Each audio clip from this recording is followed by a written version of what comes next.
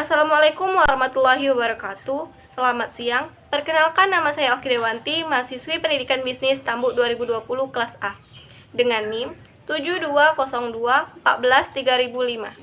dengan dosen pengampu Ibu Lenti Susana Saragi, SPD MSI. Dalam video pembelajaran kali ini, saya akan menjawab pertanyaan dari soal ujian tengah semester manajemen pemasaran.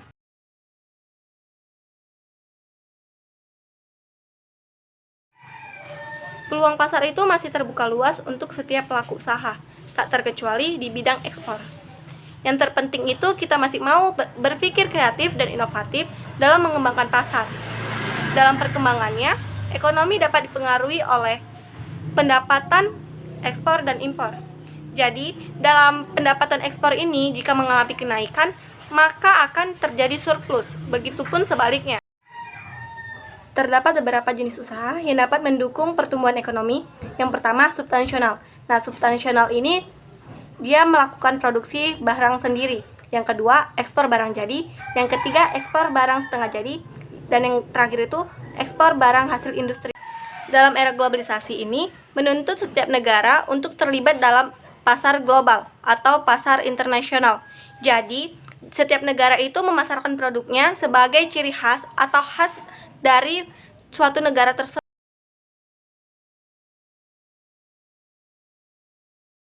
Privatisasi BUMN ini merupakan perubahan kepemilikan aset BUMN yang tadinya milik negara menjadi kepemilikan pribadi. Nah, dalam privatisasi BUMN ini memiliki manfaat untuk meningkatkan nilai atau efisiensi dari perusahaan tersebut. Dengan adanya privatisasi ini diharapkan mampu meningkatkan efisiensi, produktivitas, dan kinerja dari perusahaan tersebut.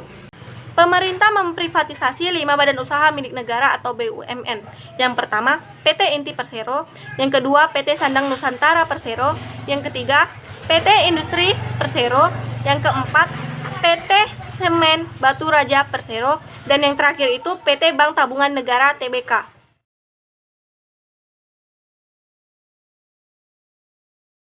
Jawabannya yaitu ada yang pertama, strategi pemasaran relationship marketing.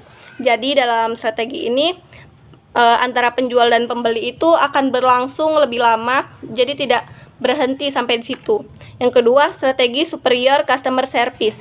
Jadi dalam hal ini dia itu menawarkan pelayanan yang lebih baik dibandingkan pesaingnya.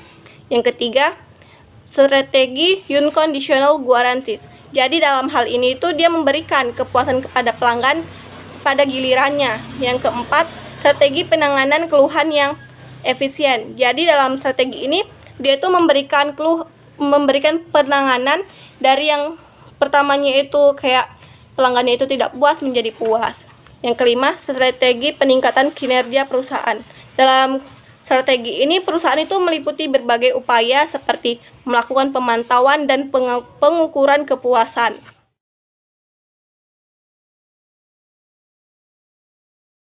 Untuk contoh produknya itu produk dari KFC.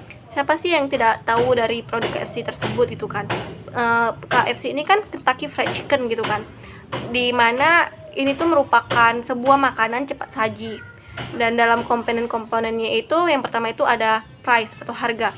Seperti yang kita ketahui, harga dari KFC ini juga sangat terjangkau gitu. Masih bisa kita sebagai kalangan bawah gitu masih bisa untuk menjangkaunya gitu kan.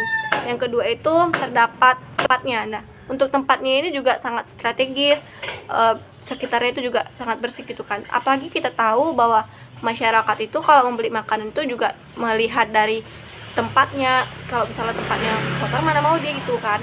Yang ketiga itu ada promotion. Nah, seperti yang kita ketahui bahwa KFC ini sering banget melakukan promosi-promosi kayak potongan harga. Nah, dan ini tuh akan menyebabkan masyarakat itu untuk tertarik dari produk tersebut. Demikian jawaban ujian tengah semester manajemen pemasaran saya. Apabila ada kekurangan, saya mohon maaf. Saya akhiri. Wassalamualaikum warahmatullahi wabarakatuh.